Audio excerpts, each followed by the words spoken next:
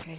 Cool. So, shall we start? Yeah. So first of all, let's talk about the nearest show. You're guest appearing here on this special concert. Yeah. Which is called Beautiful Rock for concert. Soul. Rock for Soul. Yeah, it's on November the 2nd. Yeah. How did this happen? Well, we started off last year with the Parliament of Souls concert. This is the sort of takeoff or bridge, shall we say, into a series of concerts, perhaps even next year, I think. And Parliament of Souls, as you know, was about Havel. Yes. In his memory, and he was a great man and a humanitarian and a hero, and I think the world needs more heroes. We don't have many, if any, today. Absolutely. Joe, your musical career is very diverse and very astonishing. Even though most people know you for your achievements in rock music, you aren't limited to just that. No, not at all. Can we talk about other musical styles that are close to your heart? Well, I started as a guitarist. I played guitar forever. And, of course, when I got the job with Blackmore, he said, "You're not going to play guitar, you know." And I figured that. But I did. I actually played guitar with him on stage. I was the only guy that ever played guitar with him on stage. He actually liked my style. And which was copying him, of course, when I was a kid. So because of that, I went into country. I think I grew up on more country, rock and soul. I actually grew up more in the ghettos, so I was very accustomed to Latino music, salsa, R&B, straight up funk. And I was in a band called the Filet of Soul, Soul, and that later became Kool and the Gang. Oh. And I went into more of a rock area, and they went into more of, obviously, the Celebrate and Joanna and all those great songs that everybody knows and parties to. So we came out of Hackensack, New Jersey, and went different ways. But my father always made me listen to all kinds of music, everything from classical and opera and Sinatra, especially in an Italian household. You have to listen to the great crooners, So I grew up, and every time the piano player in the hotel plays, I know every song, every lyric. It's just something I grew up with. And he always told me to listen to everything because it would broaden my horizons, broaden my melodic ear, etc. And it really does work. And I tell my students that now, that you must listen to everything. I mean, everything from metal to classical, which is pretty similar in a lot of ways, believe it or not. Yes, it is. Beethoven was, I think, the first one with the half steps. And so doing that, I was able to go into all kinds of different genres of music, successfulully. And I even did jingles for a while. Michael Bolton, my good friend Michael, got me into jingles, which is another business that is real fast and furious. You got to know how to sing really quickly, hit the spot, what they want. It was not only a fantastic learning experience, but extremely lucrative back in the day. So that was another thing. And I sang every kind of song, even in Spanish, and I even did some Russian and things like that. My language skills are pretty good. Good. So Good. Maybe someday I'll learn Czech. Yeah. You'll have enough time now. Yeah, I hope so. So you did a lot of collaborations with a lot of interesting musicians and people. What was your most favorite? Well, that's tough. I know. I'm trying to remember all of them. I don't know, Cher was pretty interesting, but I mean, only because it was Cher. But I did this great stuff with Billy Joel, I think was really fabulous. Stormfront album, and I was in a video and on television, the David Letterman show with him and all that, and hung around for a while with Billy in New York. So suppose that was pretty exciting because he's an incredible musician and writer. And obviously, but there was others. I mean, as I mentioned, Michael Bolton and Mick Jones from Foreigner. We did things, and golly, so many people. I mean, you could probably name them better than I could. Yeah, well, I had to do my research, obviously. Yeah, I hope Which, so. when I did, or even before that. I actually remember that you did cooperate with the project Avantasia Ah, on yeah. the album The Mystery of Time. Tobias, yeah. Yeah. Did you know Tobias before you started A little working bit, together? yeah. Germany, only through Germany, and like, hey, hello, how are you? That kind of thing, and respect to each other. But then we started to become email pals, as you would say. Mm-hmm. And then he sprung the Avantasia project on me, and I was like, well, okay, but let me know what I have to do, because it's not that it's out of my spectrum, but at the same time, I wanted to know ahead of time what I was in for. And there's one part on that Avantasia album that nobody knows is me, I'm sure. It's extremely metal, extremely, this. And even I think Maya, I know what you're talking about. it's That's my favorite album. Actually. yeah, it's one of the great albums, I think, the Clockwork. But I don't even know it's me. And then again, I did a series. Then I did a series called for Cleopatra, and now it's called The Sessions. They made a compilation, and it's everything from Metallica to The Doors. Yeah. And finally, critics came out and went, "This guy's a chameleon. He can sing anything and anybody." But that's how I grew up, imitating everybody. And I think the greatest statement I've heard about myself was when Roger Glover, bass player for Deep Purple Rainbow, said Joe Lynn Turner's found his own voice. And then I had people copying me, like Joey How Tempest. does it feel? Strange, because I copied everybody else. And then you see, you take it in, you're inspired by it, and then you just do it your way. But still, you're thinking them. Everything from Otis Redding to Frank Sinatra. Oh, yeah. Who, in your opinion, is the best vocalist of the 20th century? Impossible. In your opinion, because we all have our favorites. There's so many different kinds you would of name vocalists. someone else than I would, than George would. There's so many different kinds of vocalists, and I hate to say perfect, because I got trapped into this, the great singers of all time category. And that's not me saying it. I'm more humble than that. But that's what people expect. And it's quite a burden, really, because you have to hit every note and you have to be great all the time. So it's a trap, for me. I'd rather wish I was more like a Mick Jagger or something, just come out and slur a few words and be a character, because he's brilliant, really. But you're taking vocalists as from Mick Jagger to say even, say, Freddie Mercury, completely different in their vocal styles. So how can we pick one? Okay. Really? How can we pick one? One of my favorites, though, I have to say, is Paul Rodgers. I think he's just a prime example of a bluesy, soulful vocalist who's still got his chops, even to this day. I have to say, I really loved him with Queen. He incredible. He was more free. I went into free and then into, of course, Bad Go and stuff. And his writing and singing, exceptional. Glenn Hughes and Hughes Turner Project. Great singer, another one, amazing Absolutely, but you are two very talented, amazing professional musicians, very creative people. How does it work? Two so strong personalities. I've known Glenn from way back, and I think that helps, because we went through almost we went through everything together, and the good, the bad, and the ugly. Before we even did HDP. So having that background, I think it's much easier. It was easier for us to relate to each other, like that, and not have any competitive type of situation. We both respected each other's talent, what he would do, what I would do, and so on, and what we did together, obviously. But because we had that background, I think it was easier. That's how that works. I think you have to have ultimate respect for the other party, whoever it is. And collaboration.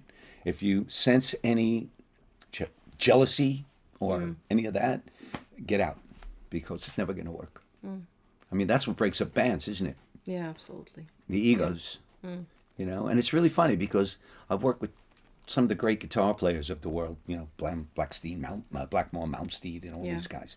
And I never understood why there was any competition between a singer and a guitarist. It's the Glimmer Twins, as Jagger once said. You've got to have Richards, Jagger. You've got to have Plant and Page. You got, this has always been it's always been the combination of rock and roll as a singer guitar player. So when they started acting up, I'd always go, "What do you got a problem with me for? I'm the singer." I mean, we're in this together.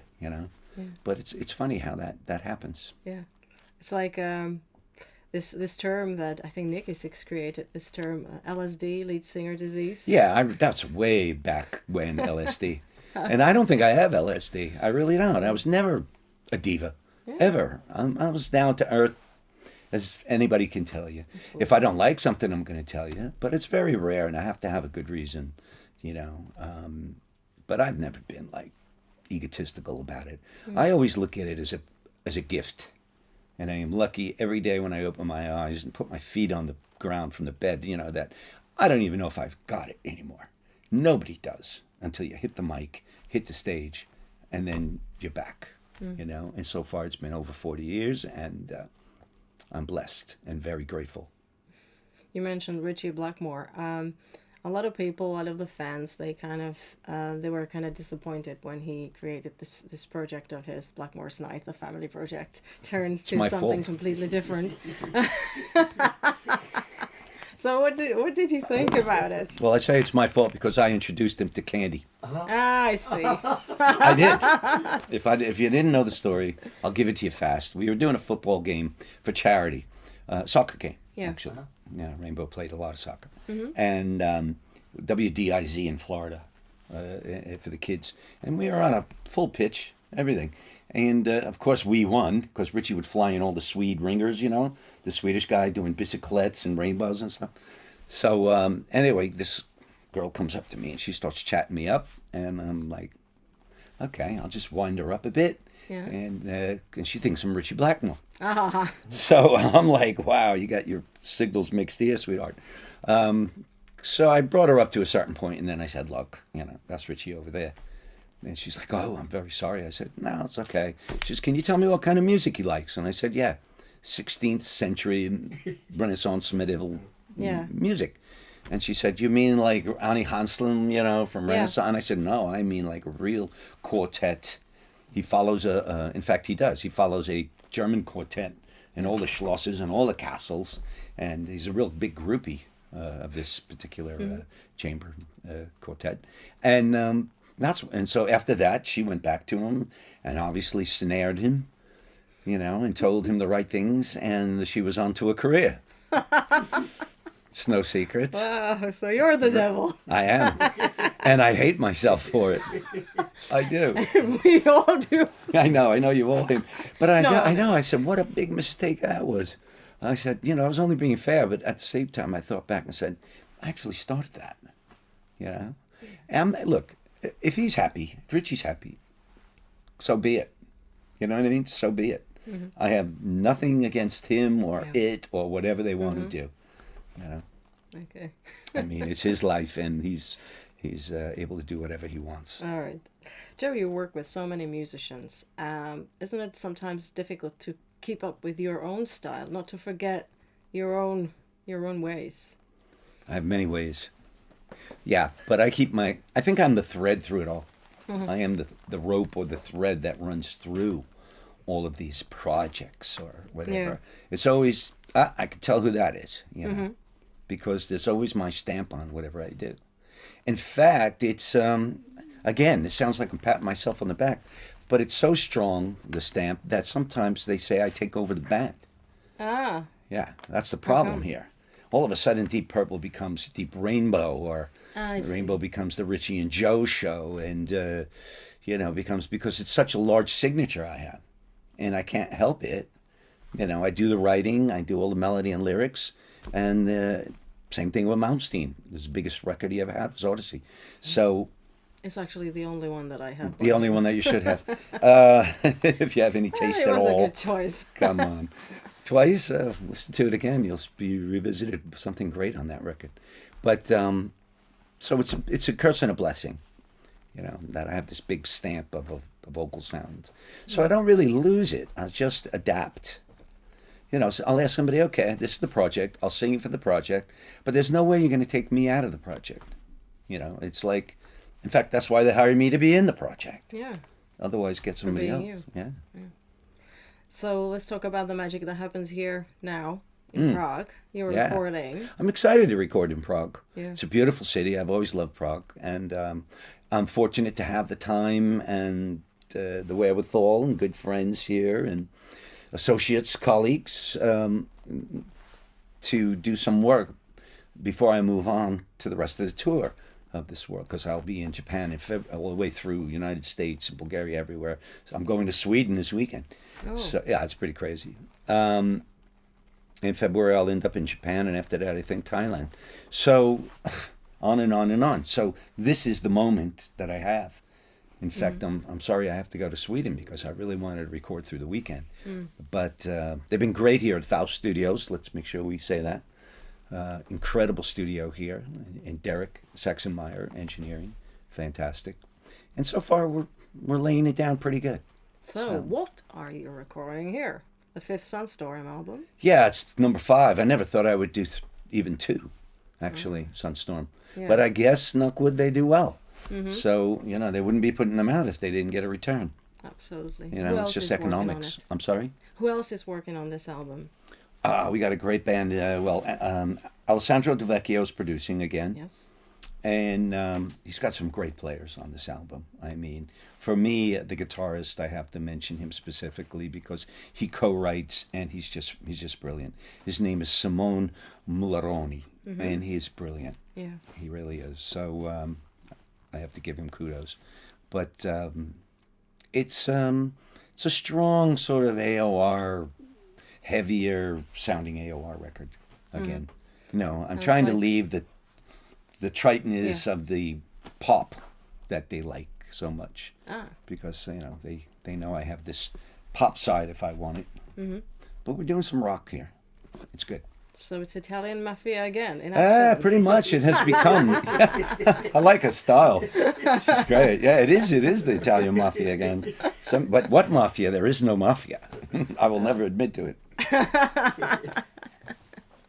But yeah, we got a few boys. At least not outside Sicily. I like the way she put that. I'm going to have to thank the Italian Mafia now. Credit you. Probably, yeah. Thank you. Yeah.